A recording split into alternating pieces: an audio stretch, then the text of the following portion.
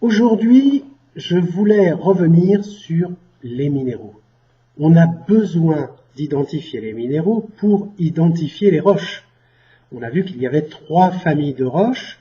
On a expliqué comment ces roches pouvaient apparaître en fonction de la géodynamique, de la dynamique de la planète Terre, qui donne des critères de texture, des grains, des orientations, mais aussi et surtout des compositions minéralogiques. Donc on va revenir sur ces minéraux.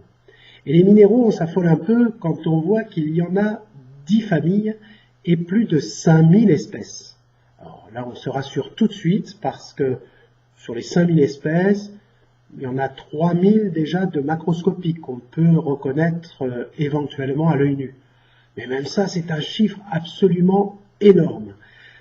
Regardons la composition de la croûte terrestre sur laquelle nous vivons. Nous allons trouver 3 éléments essentiellement: l'oxygène, le silicium et l'aluminium. Quand on fait le compte de ces 3 éléments, on est à plus de 90% de la composition. Tout ça veut dire que notre croûte terrestre, c'est avant tout des silicates. C'est la 9e famille de minéraux, mais on va trouver essentiellement des silicates.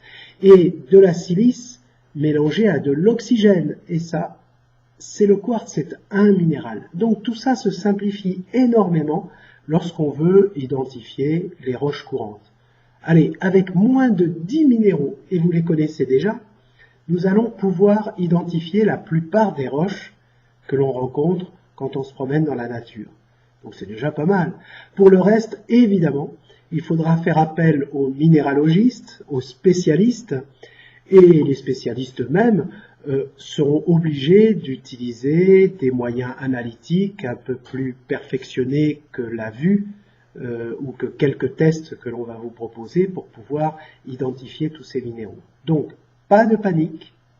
Avec 9 minéraux, on va très bien s'en sortir, mais ça sera pour les prochains épisodes.